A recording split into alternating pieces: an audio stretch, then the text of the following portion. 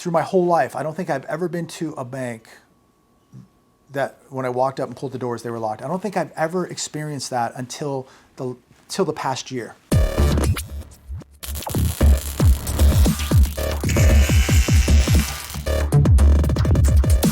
It's Thursday, April 21st, 2022. So much to talk about, ladies and gentlemen. I jotted down a bunch of notes. I got a bunch of articles I want to share with all of you. Before we do, please make sure to give this video a thumbs up. Share this video all over your social media. Share it with everyone you know, you don't know. And make sure you subscribe to this channel. Hit the bell notification down below so that you are alerted with the newest video. But let's get right into what is going on. As I'm sitting here watching the markets across the board down, I'm not sure where they're going to close at, but right now everything is down. But I want to begin with this. Yesterday, I had to take a check to my bank to get cashed. And I got to the bank about 3 o'clock yesterday, and I pull in the door is locked. All the doors are locked. There's a sign in the window, sorry, bank is short-staffed, will be closed until further notice. Just another prime example of the fragility of this system and a bank having to close because it doesn't have enough staff. I don't know, I just find it hard to believe they didn't have 2 people that could be there to cash checks or take deposits. It's just very, very odd.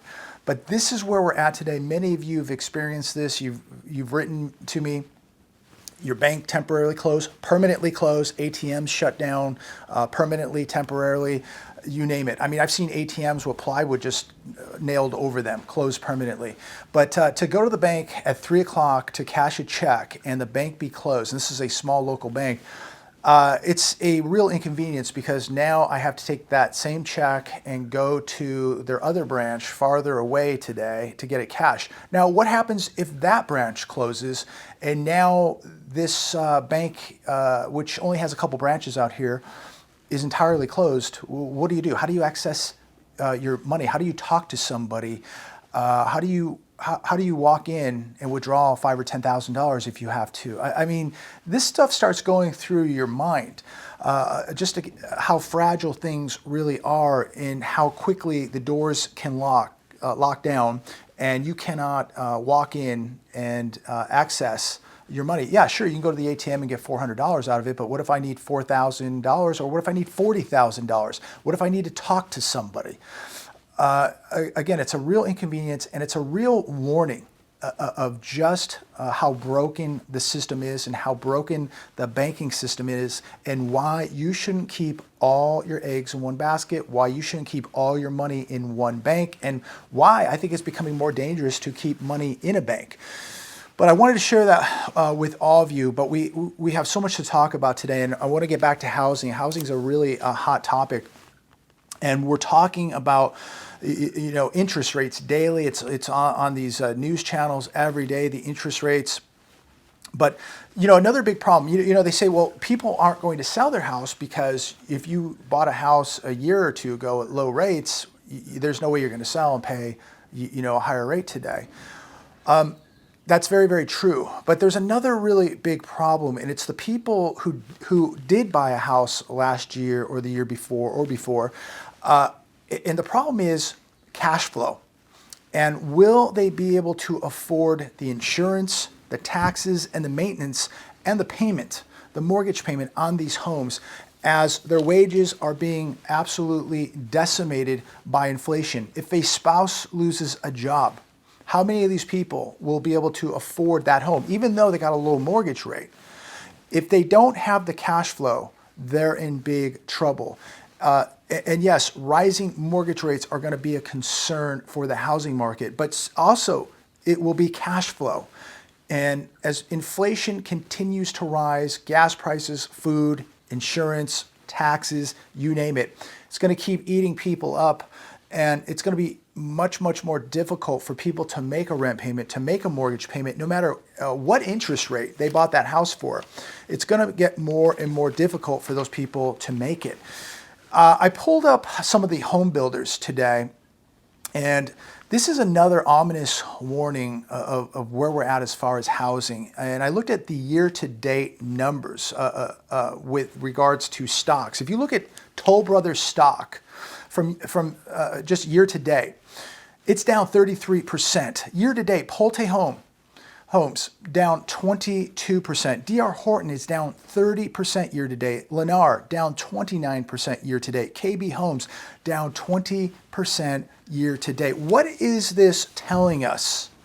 You know, we keep hearing about shortages. There's just not enough homes. They're building so many homes, ladies and gentlemen.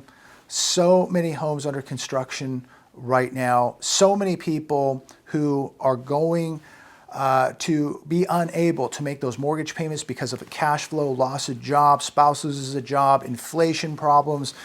An emergency comes up, as we know, 6 out of 10 people in this country, they don't even have $500 saved up. So some of these people own homes and they don't have $500 saved up. And if an emergency arises, how do they make the mortgage payment? Big trouble is coming in housing. Article from Market Watch. Fed may need to even be more aggressive fighting inflation as U.S. household cash exceeds debt for first time in 3 decades, warns Deutsche Bank. I think Deutsche Bank must be delusional here. We just looked at the data the other day. 6 in 10 Americans don't have $500 saved up. We look at record credit card debt, record credit card use. It's soaring. We look at college tuition debt at what, $1.6 trillion. We look at record household debt, buy now, pay later plans. We have, I think we've never seen in the history of the U.S. where people have been so broke and so dependent on credit. Personal loan usage up. We see payday loans going up. People now, 20% of this country can't even make it to Friday for their paycheck because they're already broke before Friday. They can't even go till Friday without already spending their entire paycheck, which is pretty much going to paying bills, debt, and essentials. But yet Deutsche Bank says everybody's flush with cash. I highly disagree with that. Again, buy now, pay later, personal loans, payday loans, credit card use. 1/3 of all U.S. workers make $15 or less. I'm paying over $6 for a gallon of gas here. You look at rent costs, you look at the average mortgage payment now, you look at the cost to buy a home, you look at the cost to buy a head of lettuce, a pound of chicken, a pound of hamburger, a pound of steak. 1/3 of all U.S. workers make $15 or less. And as I said, 20% can't even make it to Friday. But yet, Deutsche Bank says that household cash is exceeding debt. Give me a break. CNBC. Jerome Powell says, taming inflation, absolutely essential, and 50 basis point hike possible for May. Possible, I would say guaranteed. He said aggressive rate hikes are possible as soon as next month. Expect 50 basis points, ladies and gentlemen. It should be much more than that. It should be minimal, 75 basis points. It should be a full percentage point, in my opinion. He says it's appropriate to start moving a little more quickly. He's so late to the party. He should be raising rates yesterday.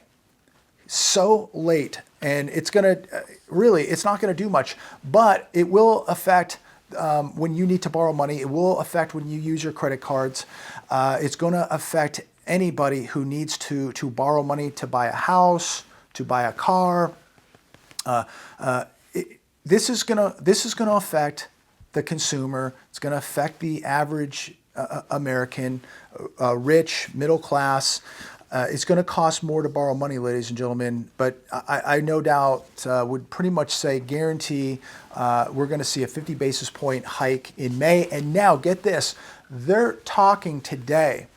And I got to say this, I'm watching some of these financial shows today, and there were some people on there really showing some concern about where this is all going, and that people better wake up and get prepared. And I was really shocked that some people actually came out today and really showed concern. Now, yes, the regular cheerleaders are out there telling us that everything's going to be fine. You should be buying, buy the dip. That the market's gone up more than it's gone down this year. We've had more highs and lows, so that's a great sign. So just buy.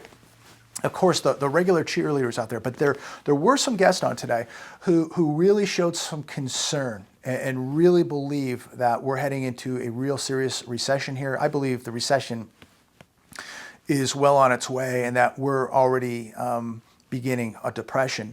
But really seeing some concern today. And, you know, when you watch this stuff, you just ask yourself, why is the Fed waiting? And how bad is this going to get?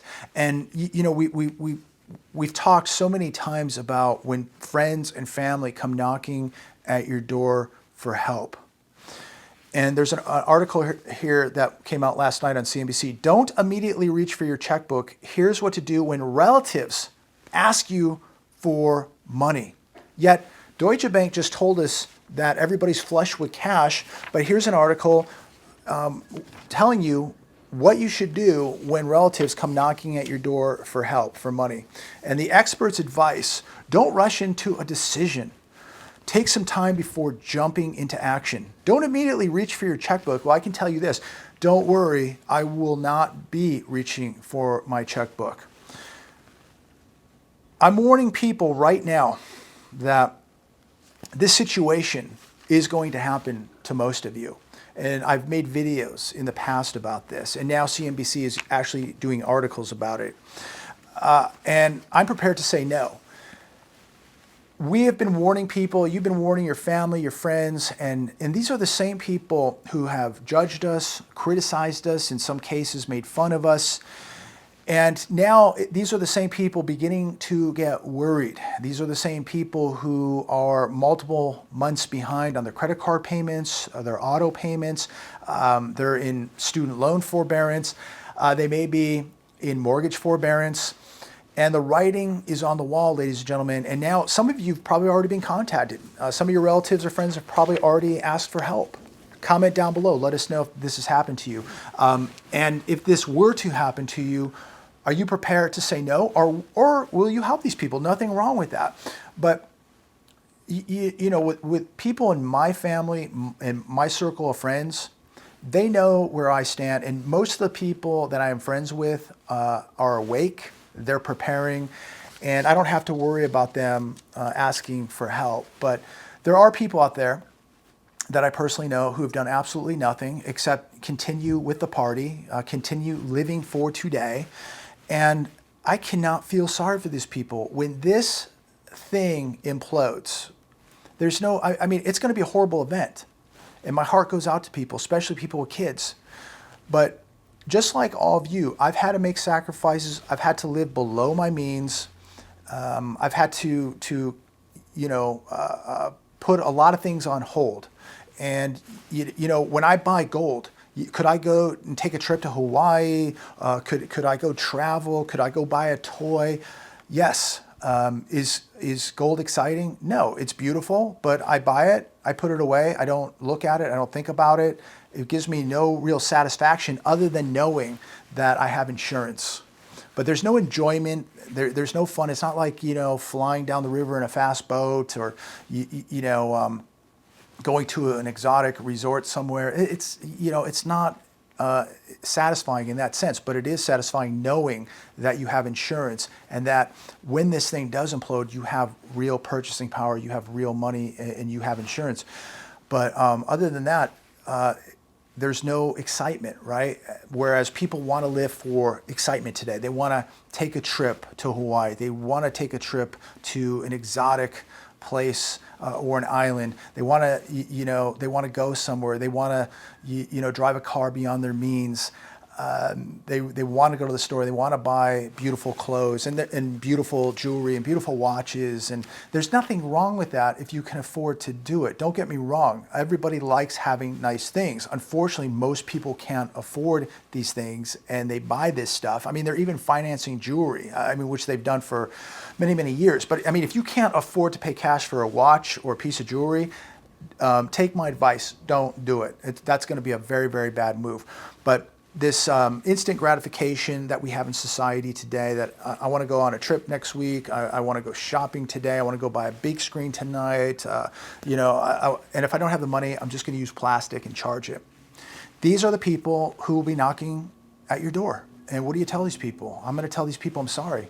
I won't even open the door. It's going to be locked. I've got to look out for me, my circle of friends, my family, and that's just the way it is. And we need to get in the mindset right now that, hey, you right now need to be preparing because you're not coming to my house. You're not eating my food. I'm not giving you my money. I made huge sacrifices to get where I'm at right now to protect myself from this financial collapse. And for the people out there who haven't, that's too bad. I'm not going to feel sorry for you. Don't immediately reach for your checkbook, ladies and gentlemen. That's my advice and the advice there on CNBC. The Hedge. We hope you enjoyed your ride through Fantasyland. Now watch your step as you exit. This goes to those same people who will be knocking at your door. Let's take a look at this list in this article. The economy and equities can grow forever. This is the Fantasyland that people are living in right now, and why they believe that they can live today, not worry about tomorrow, why they believe they'll never ever have to knock on your door, but they will. The economy and equities will grow forever. There are people that believe this. Higher energy costs have zero effect on the economy and stocks, right? The Federal Reserve will deliver a soft landing, which reduces inflation back to near zero while the economy and stocks continue lifting higher. Higher food costs and global food scarcities have zero effect on the economy and stocks. Supply chains unraveling has zero effect on the economy and stocks. Deglobalization has near zero effect on the economy and stocks. Higher interest rates have near zero effect on the economy and stocks. There are no speculative bubbles in housing, stocks, or other assets. And the last one, even if there is a bubble, it won't pop. This is the Fantasyland that people keep buying into. Doubling, tripling, quadrupling down in these markets. Buying a home today. I don't give financial advice. If you want to buy a home today, go buy it. God bless you. I wish you the best of luck. I hope it goes up 20% by next year. It's not going to happen. But this is the Fantasyland that people are literally brainwashed believing that this fantasy is never going to end. And it's ending right now, right before your very eyes. Take a look at this economy. It is crumbling right in front of your eyes, ladies and gentlemen. Another article from The Hedge. Americans are spending more, getting less, and borrowing more for it. Retail sales up 7% in March. The problem is you had to spend more to get less. Americans are turning to plastic. Yes, they are turning to their credit cards to keep up with these surging prices. Somebody wrote yesterday saying that you can't pay rent with a credit card. Of course you can pay rent with a credit card. Most of these rental agencies accept credit cards, and if they don't, many of these people just do a cash advance and pay for their rent. So people are paying rent with credit cards. They're paying for essentials, going to the grocery store, going to the gas station, and now using credit cards. Credit card debt rose 20.7% in February. What does this tell us? This is a major red flag. How much longer can over-indebted consumers keep paying more for less as the Fed begins to raise borrowing costs? Yes, that credit card, that interest that you're paying on that credit card is about to go up, ladies and gentlemen. These people that are reliant on debt, they're gonna pay more in interest and they're gonna get absolutely buried. So as I've said many times, do whatever you can to minimize your debt. If you can pay it off as quickly as you can. We are heading into a major slowdown while the Federal Reserve raises interest rates. Okay, the cost to borrow money is going to go up. The cost to borrow money to buy a house is going to go up. The cost to borrow money to buy a car, to use a credit card, going up. And it's going to happen at the worst possible time while you have an economy literally seizing up. So it's going to be a really, really bad time here. And I can't even imagine what this is going to look like by the end of summer. CNBC, the president says U.S. will send $1.3 billion in additional military and economic support to Ukraine. More debt, more spending, more inflation, ladies and gentlemen. And as you know, I don't get political, but I have to ask, where is this money coming from? And you know exactly where it's coming from. It's coming from you, it's coming from me. And this is the problem we have here. We cannot, as a country, stop spending money. Tax revenue at a record-breaking number again this year, and we have more debt and deficits than ever before. So, you know, it just seems to me that they could double and triple your taxes tomorrow. All they would do, it would never make a dent in the debt. They would just continue to spend more, and the debts just get bigger. So the more money we take in, the more we spend. And so it's never going to end. The American dream is dead for the first time. Less than half of Americans believe they'll ever own a home. Well, when you have 1/3 of your workers making $15 or less, they're not going to be homeowners. You have massive student loan debt here at $1.6 trillion. You've got $1.06 trillion in credit card debt. You've got inflation running wild. People are going to be very lucky if they can afford to buy a tent at what we're seeing take place here. March sales were 4.5% lower than the same period back in 2021 in regards to home sales. With rates rising and prices significantly higher, the average borrower is paying out 38% more on the monthly payment than they would have a year ago on the same loan or the same house. Something has to give here, ladies and gentlemen. Something is going to break. The hedge, U.S. existing home sales slump near 2-year lows as mortgage rates soar. I don't know where we're at today, over 5%. May, June, with these rate hikes, I think really in June, we could be breaking 6% on a mortgage. And one thing I want to clarify is this. Right now, let's just say we're a little bit over 5%, 5.15% roughly on a 30-year. That's for people who have spotless credit, 20% down, but the average person doesn't have a 750 or a 780 FICO. The average person probably has a 640, a 650, maybe a 670.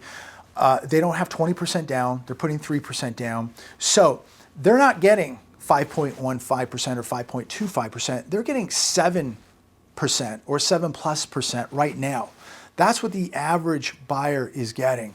So how long before the housing market breaks? It's beginning right now. With rates rising and prices significantly higher, the average borrower, again, let me repeat this, the average borrower is paying out 38% more on the monthly payment than they would have a year ago. Who is going to be able to do this? Something, ladies and gentlemen, is about to break. Wolfstreet.com, as mortgage rates begin to bite, home sales fall to lowest since June of 2020. Home purchase activity is going to get very volatile. We usually see a pickup in home sales around this time as we're in spring heading into summer, and we're not seeing it, and I don't think we're going to see it. Home sales will decline as there are fewer buyers who can still afford to buy a home and fewer who can qualify to buy a home. Mortgage rates and inflation are going to cause serious problems. How long can the current owners hang on? As I said earlier, cash flow. Got to have cash flow.